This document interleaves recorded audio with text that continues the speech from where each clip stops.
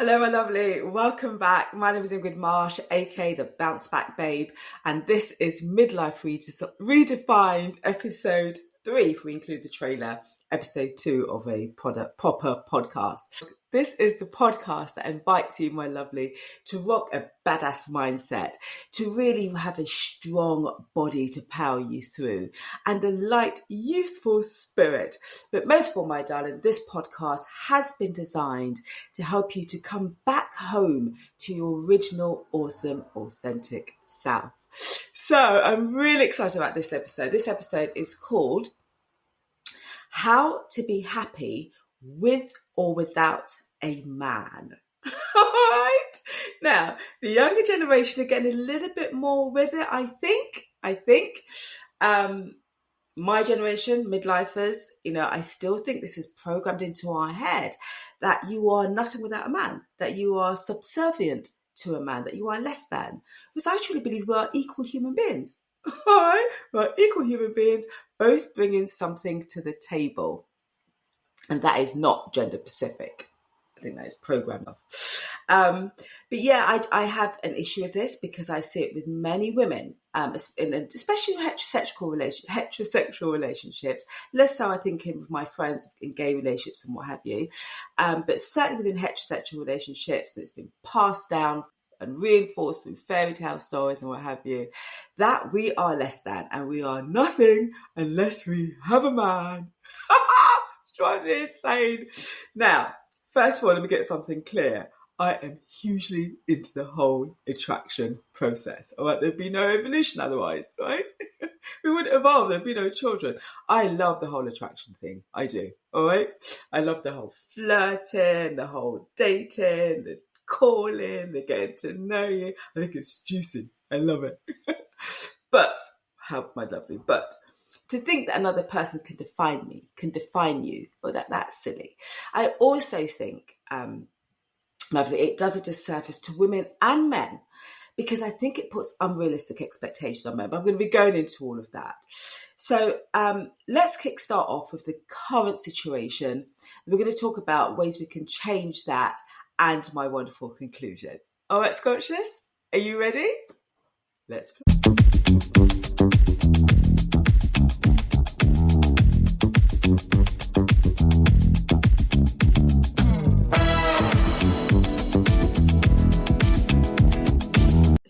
I think this exists mainly within the midlifers. The younger generation are getting a bit more with it, or are they? And it certainly exists in more cultures than it does others. But it's as though we're told that, you've got to be like pretty and pink and passive. And then if you're lucky, you will get yourself a man. And you've made it. And I remember what someone actually saying to me that, if you're like that, if you have that opinion, love, yeah, no one will want you, you won't get a man. If you like that.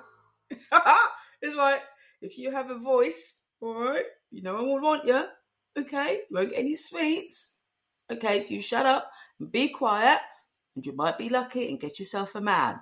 Huh? This is the kind of mindset that exists at the moment. For me, my darling, I just think it's a perilous path, isn't it? If your happiness, if your joy, your status, and we'll touch on the status one, someone said that to me once, is dependent on you having somebody else. That's just putting your joy and your power in the hands of somebody else, isn't it? Unless I get this other human being, I'm nothing. Yeah, I don't like saying those words. I don't want that in my system. But this is what the current status quo is saying. You are nothing unless you have someone else. Then that's putting your power into somebody else, isn't it? Someone then has that power over you. Because what happens if you're with that person, they're toxic or what have you, or that person leaves? Are you then nothing? Well, that's silly, isn't it? Because you're still very much the same person. It can't be that somebody else makes you something.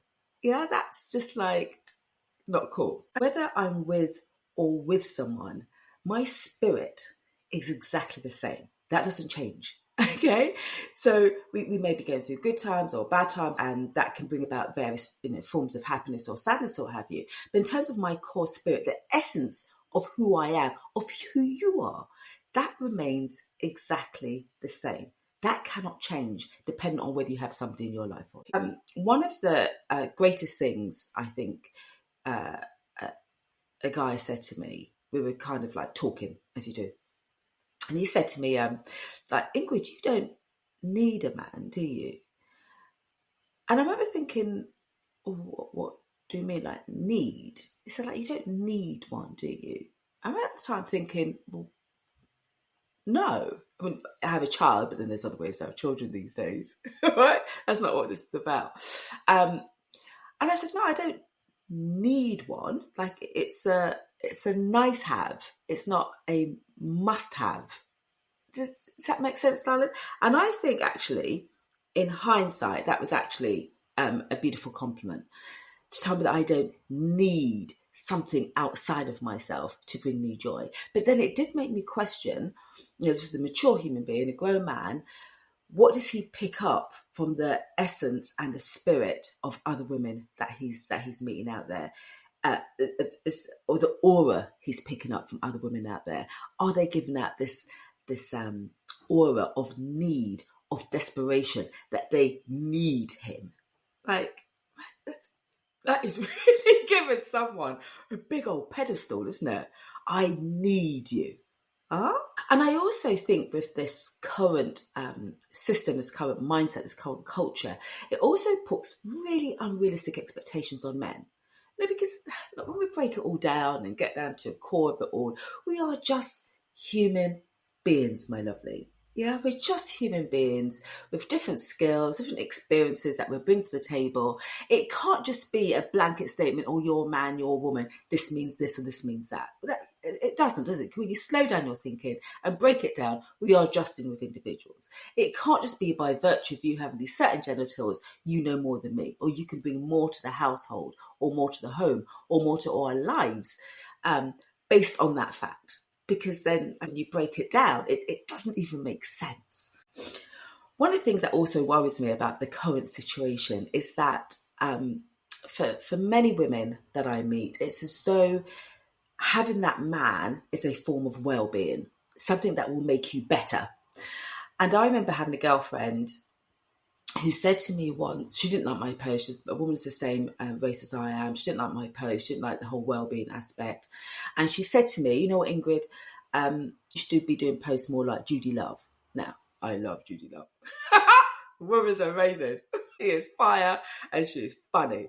You know, I wouldn't put her down in the well-being bracket. I think she'd come under more comedy if you're going to find what section you're going to put her in. I don't think even Judy would say that she'd come under well-being. She's something completely different. But what was also interesting is that she sent me a link to one of Judy Love's posts, and she said, you should be more like this. Yeah, this is what you should be doing posts about. And the post was Judy doing a really great comedy sketch on how to find a man. Right? This is what she felt I should be doing posts on. And no doubt, if I'd labelled this this podcast, How to Find Your Perfect Man, I probably would have the treble amounts of hits on it. It's just like, oh, the rescuer. How do I find this rescuer? But what I thought was even more interesting about what this young lady had to say was that at the time she was going through a really stressful time, so much so that her hair was falling out. And I just thought it was intriguing that my post on well-being, which was going in nature and healing yourself and what have you, she didn't find useful. What she did find useful was a podcast on how to find a man, as if this could heal her. Now, we know, or those of us who have got maybe a different way of thinking or in the wellness space, know that when you're going into these relationships, it really is about going in there as a whole, complete self, and not expecting another person to heal you. Another very interesting conversation I heard once was, it was one of the young ladies in Destiny's Child, and when I get her name, I'll put in a note, sorry, I should have checked it beforehand. And she had just got married. And soon after that, it appeared in the newspapers that she was now having to go into a mental hospital. She had mental health issues and going through a major depression. And what I remember seeing, one of the first comments underneath the thread was, oh, how comes I thought she just got married? And the mindset was thinking was that, well, she just got married. She shouldn't be sick. She shouldn't be depressed. She should be happy now. She's got the happy ever after. She's found the prince and she'd be living happy ever after. She shouldn't be needing to go into a mental hospital. These were the worrying statements that I've been hearing, as if finding this man, it goes back to those fairy tale stories again, doesn't it, which I talked about. It's that, although we're grown adults now, we've evolved, we've got we're more conscious, one would hope, is that this fairy tale story that we're asleep, we're dead, we are nothing, and this man comes along, the prince comes along, kisses us, and rescue us, and we live happily ever after. All right, sculptures. It's just a fairy tale story. It's not real. We've not factored in all the other intricacies and realities of human beings, of human nature, of life. All right, and even if it was true, it's a bit silly, isn't it? A little kiss on your cheek, and then you this wedding and the white dress, and then you're healed of everything, healed of all those past issues, healed of those childhood traumas, because someone come along and kiss you on your cheek. It's just silly. The other situation that I remember hearing I felt was quite worrying was a friend of my cousin's, and she had got herself into a bit of a quarrel on the street. And she said to me, I showed him my wedding ring on my finger, and I said to him, see, I'm married. Somebody loves me. I'm married. Once again, I didn't say anything to her because she was so cross at the time. I remember thinking, so what? So what? If someone's disrespecting you, it doesn't matter if you're married or not, scrumptious. They shouldn't be disrespecting you. Period. If somebody loves you, do you love yourself? That's what's most important. I've had girlfriends saying to me who are in their relationships, I've had girlfriends saying to me that even if my man was beating me, I wouldn't leave. I would stay in this relationship because of my other friends. They would love it if we split up. And even if he was beating me, I'd stay. I remember once a Nigerian gentleman and him saying to me that back in his country in Nigeria, his family had less status because his mother had left his father, her husband. And he was cross with her that he had done that. There were family occasions, family parties, and everyone was there with their husband and their children. And they didn't have that. It was just their mum. And he went on to admit that the father was abusive. He was abusing the mother, but still felt she should have stayed because they had less status as a result. And talking of status, I've had that conversation once. I remember getting into a bit of a debate once with a lady on Facebook who felt that she was married now and therefore had more status. Now, I don't know, guys, but I just think of someone like Oprah, right? Who's going to be one of the most powerfulest women in the world. Yeah, she ain't married. Trust me, she has status. Massive status. This thing is a state of mind, sculptures. All right, not a reality, but we'll talk about that. I, personally know of women who are in abusive relationships. All right. And they go out, and I've been out with them, and every second word is, my husband, my husband, my husband, my husband, my husband, my husband, my husband, my husband, my husband, because I think it's a status thing. And I know she's in a really abusive relationship, but this husband gives her status. Yeah. The one that, I get this one a lot. I don't know where to go with it. Say I'm out at an event or something and I see someone I haven't seen for years, and she'll say something like, this happened just recently, it's happened a few times. Ingrid, hi, how are you? Look at you, and she's looking at me, lovely compliment. You look great. My gosh, look at you. But I thought you'd been married by now. Tragedy. I mean, if we're going to go from a superficial perspective, I don't look as though I'm in pain in any way, I look as happy as that. I was happy that I got joy in my heart, and it's like, I thought you'd been married by now. And this is tragic news. I'm all right, I'm all right. Another challenging story, so I'm going to change these stories first, because this is, like I said, part of the status quo. I remember I was in a long-term relationship with someone, and it was just getting really crap. and I was like desperately just trying to claw myself out of this relationship. He was a tall, strapping, good-looking guy, and I remember being somewhere, and from a superficial perspective, we look good together. Do you know what I mean? But the relationship was rubbish. I was desperately trying to get out of it, and I remember this young lady saying, "Oh, is that your partner?" And I was like, "Yeah, that's my boyfriend." And she's like, "You have a man," and I was like, "Yeah, but it's shit, right? Like, don't look at it." And she said it again. "Yeah, but you have a man." So I was like, "Yeah, but like, it's shit, right? It really is a shit relationship. Like, don't look at this. You have a man." It's like, "Yeah, babe, but it's shit. Like, honestly, like, don't watch nothing, right? It's shit." Nothing was going in. It's just there again. Then it dawned on me. It didn't matter that it was shit. It made no difference that it was shit. I had a man. I had arrived in her eyes. Isn't this crazy? Oh, this is nuts. My darlings, we're going to change this thinking unless it's a beautiful relationship. And I'm not saying we don't have our problems, and so we can touch on this a little bit more. But unless it's a beautiful relationship, it's nothing. It can't just be because I have a man. You're gonna laugh. But one of the things that I used to hear it a lot, and it probably still happens now, was the statement, and it's back in the day.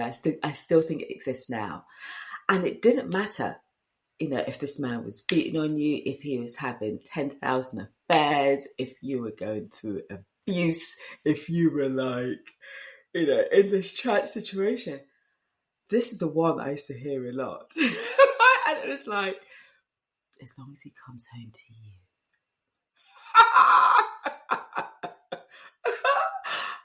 An ex-mother-in-law said it to me once when I suspected my partner was having an affair. "Look," she said, "it doesn't matter, as long as he's coming back to you."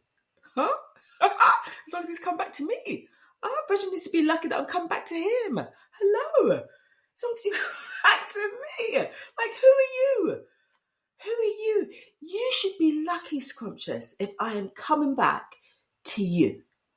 Right? And I say all that to say this as well, my lovely, is that, when you meet a woman, and I meet lots of women these days who, in fact, statistics actually show how single women without children are happier than those who are married and with children and men. But anyway, we won't do statistics. I'm not big of a whole numbers thing.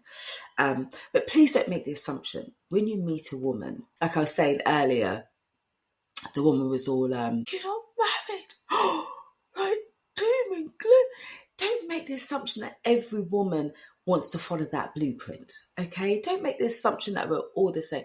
Ask, is that your vibe? I was asking my gay friend the other day, he's met someone, it's going really well, and I said to him, "Oh, are you thinking about getting married?" And I quickly jumped in, just saying, like, I don't care if you are or not, I don't think that has a value in your relationship. I'm just asking to find out if that's your vibe. That's all. All right, Scrumptious?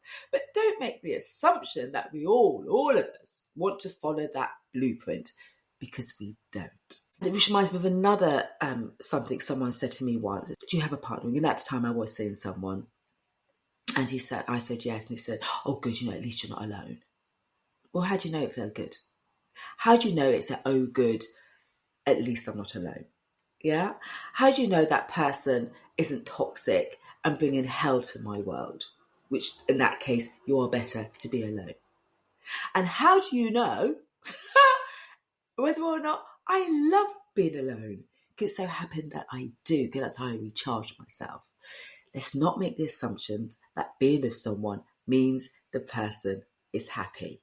We've got to slow down our thinking and think that little bit more. And a lot of it, doesn't it, come back to, being worried about what people think, which once again is another podcast.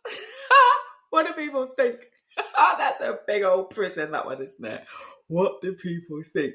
And it's again, I've met a young lady in a relationship, a very happy relationship. She doesn't want any children. She doesn't want any children. She doesn't want kids. That's her prerogative, right? It's her prerogative. And what happens there? I better have them because people think I'm barren. People will think those words.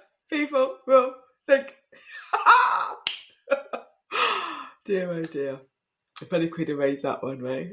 How different the world would be. Yet, the downsides of this life, of having to live this lie, we can stay in abusive relationships, my lovely. I know of women and men who in these arrangements. And one, I was speaking to a woman the other day, and she was saying that she comes home from work and she sits outside in her drive for about another half an hour. She cannot bear to go back in, cannot bear to go back into her home.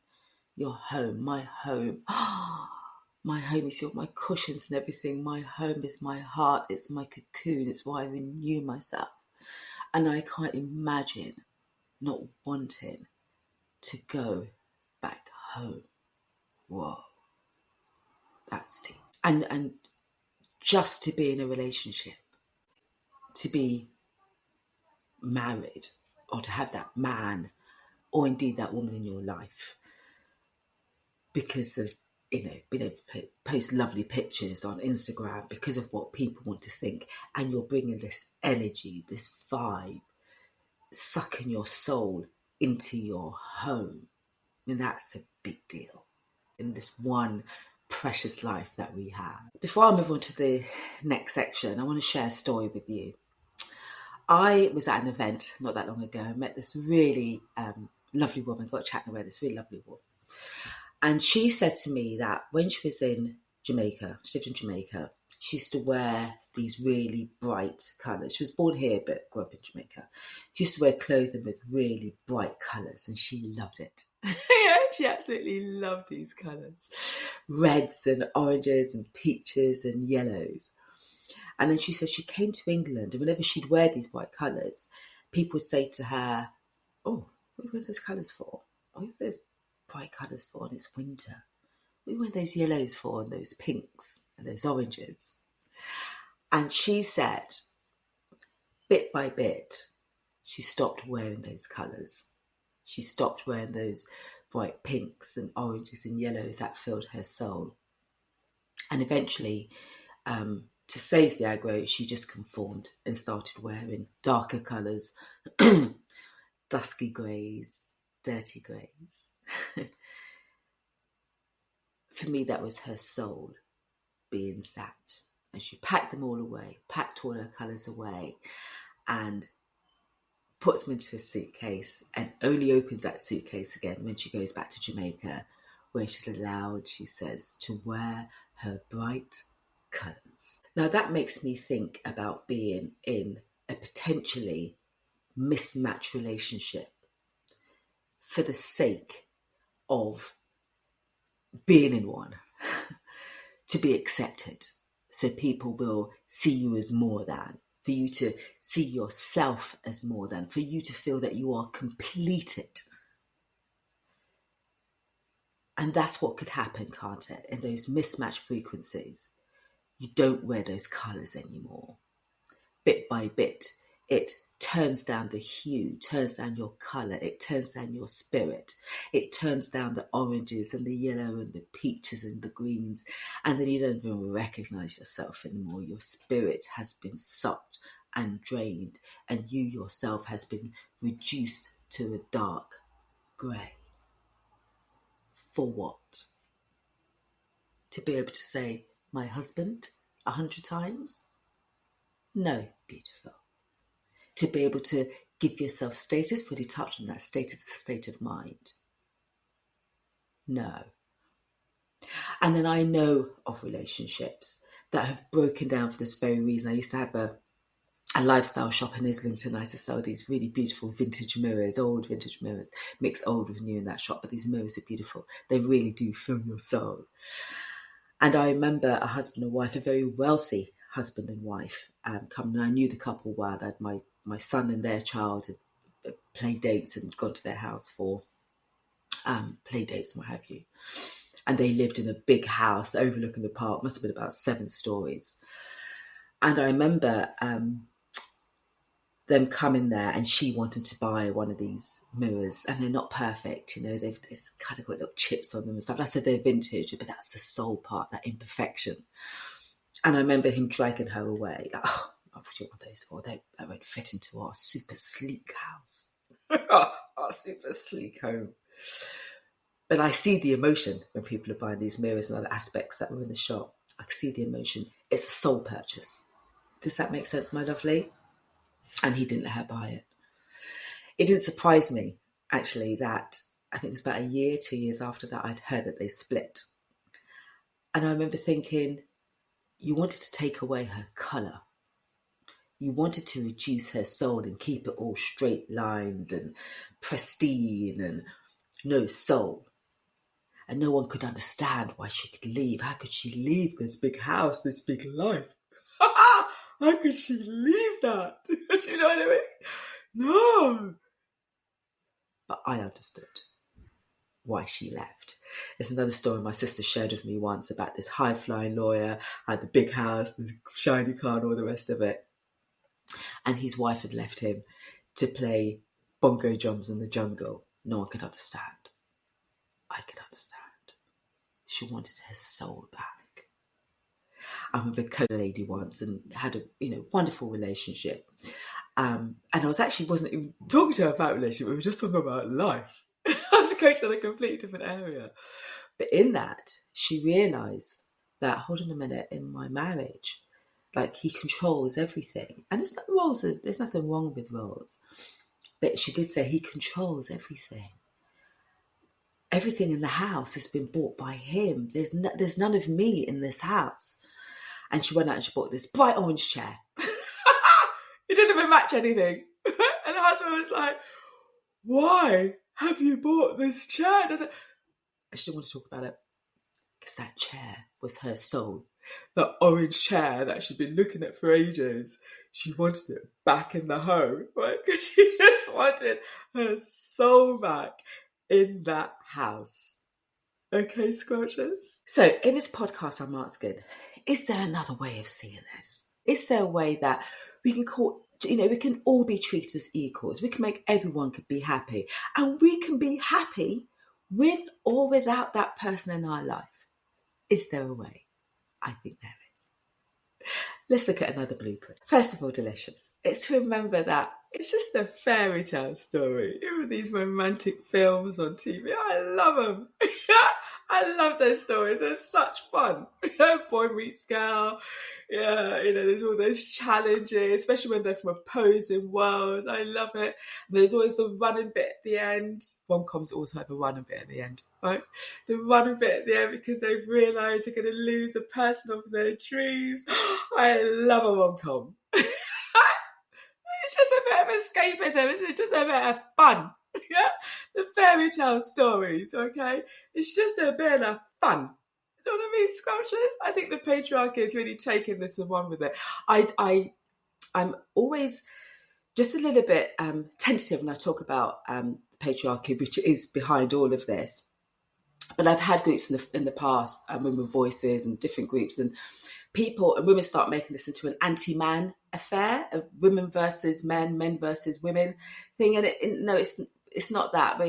It's the ideology that we're breaking down, that we're attacking, that we're not happy with. It's not men versus women versus men. That's silly, It's just like we're dealing with the essence of the person on my show. All right, Scotcha, it's not all the surface stuff. And there are many men on all my platforms who are men who have supported me and who have backed me. All right, and the moment we start going to that, they're the other, we're the women, they're the men. We've kind of missed it again. All right, we've missed the whole thing. We start fighting each other. It's not that, darling. Like I said, we are equal human beings. We all have this awesome essence, juice inside of us. And it's about bringing that to the table and increasing electricity. It's just a bit of fun, this fairy tale stuff, right? Don't take it to heart. Okay, Squelchers? It's not like, I've met the man now and we're going to skip in the hay. I was dead before. Kiss on my cheek, wake me up, and we're now going to be skipping through the hay. Have happy ever after, yay! All my problems gone, all the issues solved. No, luscious, no. Let's put it in the box that it belongs to. It's a bit of creativity, it's a bit of fun. Scrumptious. Okay, another person cannot complete you. To me, it's just like, it's an insult to God and your creation, your magnificence. Someone else to complete you? No, scrumptious. Yeah? You are made from the same shit stars are made from. There are stars in the there are atoms in the stars, rather, my darling. And those same atoms, check it out. All right? This is actual fact. The same atoms are in you. All right, luscious? Remember who you are. Let's look at it differently, okay, my lovely? When you have that feeling, that love, that spark, okay, that someone has ignited in you, right? There are other means of sparking that juice, that light inside of yourself. Besides outside of yourself, there are other ways that you can tap into and create that spark, that juice, that joy, that moisture yourself. Can I be honest with you? A lot of you are going to struggle with this one. When I meet someone, I'm not really fussed about what they do for a living, how much money they earn, what house or car they drive. I just don't care, because I want to get to the essence of that person. And in fact, for me, I don't even ask a question. I don't ask, what do you do for a living? And it's really nice. I stayed with someone for a little while, and I think we went a couple of months without asking, what do you do for a living? Let's just take it a bit more spiritual. Let's look beyond all that surface stuff and get to the essence of the person. And it actually knocks me if within 2 minutes, that's what someone says, oh, what do you do? I'm not. Because I'm now thinking, well, what box do you want to put me in? Do you know what I mean? And I sometimes want to play with it. Like, oh, which one should I say today? Next time you meet a guy, next time you meet a girl, make that a bit of a test. How long can you go without asking them what they do for a living? Something like 2/3 of people are unhappy with their work anyway. Yeah? So it's not going to tell you anything about their person. It's going to tell you about their identity or their form. But it's not getting to the essence of that person, who they really are. Yeah, so see how long you can go without asking the other person, what do you do for a living? Eckhart Tolle, one of my spiritual guys who I love, and he says a really wonderful thing that, you can meet someone and don't meet the truth of that person until you're married. Till the keys are going into that door and into that house. And that's when you see the truth of that person. So it's really important, my lovely, that we kind of break down all that surface stuff, break it down, and get to the truth of that person. Eckhart Tolle also speaks about the pain body, how much pain is in that person and how that is triggered and how that manifests, because that's what you're really dating. You kind of want to date someone with the least amount of pain body as possible. Of course, we all have it, but you want a small amount of that as possible. And you don't want to be realising that the moment you then cross that threshold. Social media is another one, isn't it? That has us suffering. has a lot of people suffering, and the ones is that we see other couples. They're so happy. Why don't I have that happiness in my life? And even though I heard someone say to me, even though it's not true, you can't help but just get engulfed in it all. Lovey. I remember being on the tube not that long ago and seeing this lovely couple taking pictures, selfies. Love you, baby. Love you. Oh, those pictures were beautiful. I can imagine all their friends looking at that thinking, oh, they're so in love. I'd love that so much. And literally, just before the tube doors opened, the last stop, they got into an almighty row. Got up the platform, the escalator on 2 different stairs, weren't speaking to each other. I remember thinking, in a hot minute, okay, and that's normal. When we look at those pictures on Instagram, we're not thinking that happened maybe a second later, did we? And, don't beat up on your own situation. When I went away recently and I was speaking to my bank about my holiday insurance, I remember asking the lady, I told her where I was going, asked if it was, say I'm a solo traveller, asking if it was safe and so forth. She goes, oh my gosh, I just came back from there. She goes, it was wonderful. And she said, my lovely, I was there with my husband and my 2 kids, and Can I be honest with you? I was looking at those solo travellers, the women by themselves, and I kind of wished it was me. You know, my darling, your situation might just be what other people wish they had. Okay? You don't know. And, and it's not all doom and gloom. Like I said, this podcast is about being happy with or without. I saw it when I had my shop. And like I said, there was those old vintage pieces. And where women did come in and saw those pieces, and their hearts would just be like, oh, I want this so badly. I love this. And there'd be a conversation between them and their partner of how we can incorporate it, how we can bring both these energies into the house to create one. Does that make sense, hon? But one person can't be neglected over and above another. It's not very nice, is it? It's inhumane. But there was these conversations about how we can incorporate, and that's one of my gifts actually of interior is, mixing old and new, how we can bring both those energies into the home and create something more, create more electricity, because that, I think, should really be the idea. So I think I'm saying all that, my darling, to say we have to get present. Yeah, presence is key here. We've got to stop our minds running here, there, and everywhere, like a fish, a small fish out of control. Our minds is like scattered, and this means this, and this means that, and this means this, and this means that. No, bring it down. Does it really mean that? Or did it really mean this? Or does that really mean that? Bring it down to your heart, to your soul. Move it from your head to your heart and ask yourself, what does it really mean? Okay, beautiful. So let's look at some actual strategies now of how we can be happy with or without a man. So one of the things is like, you want to re-spark that juice, that moisture that's inside of you.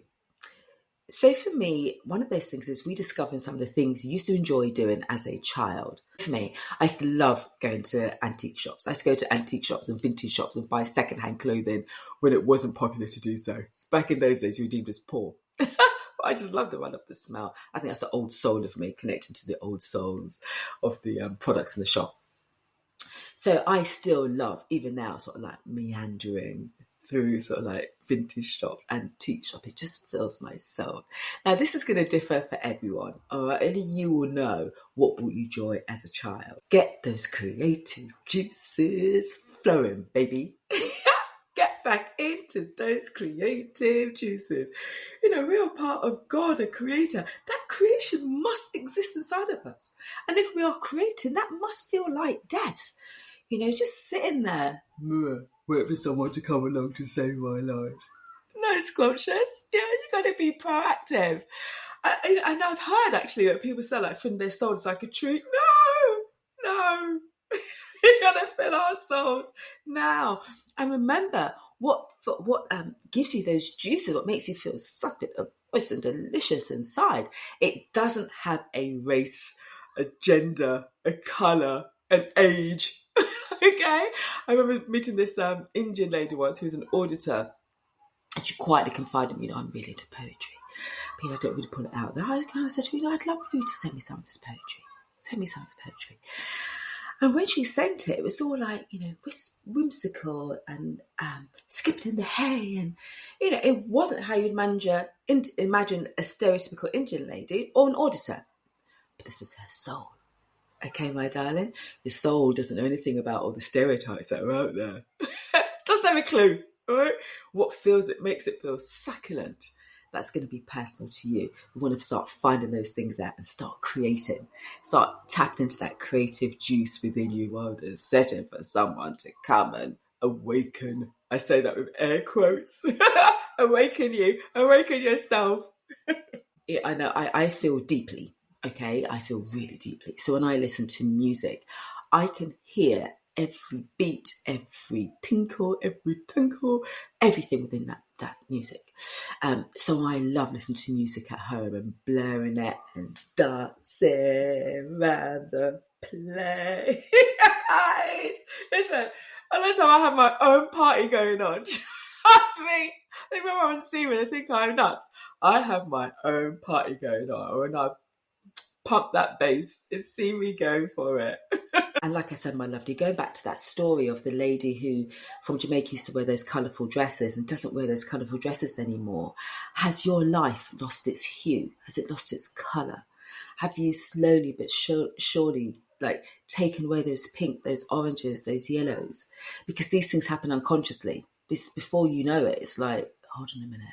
Where is that life, that juice, that spark, that moisture that used to be in my life? Yeah, let's unpack it. Let's unpack those things. Let's not wait until we get to Jamaica or anywhere similar. Okay, let's take those clothes back out. Now, that doesn't mean that you're wearing bright clothes at the moment and it's, oh no, I'm wearing bright clothes, it's all right. It's a metaphor. Okay, luscious. So it's like the colour that was within you as a child. Yeah, we're going to slowly turn that back up again. Turn back up that colour. The orange share story, rather, where the lady realised there was nothing of her life, of her soul in this house. Go get yourself an orange chair.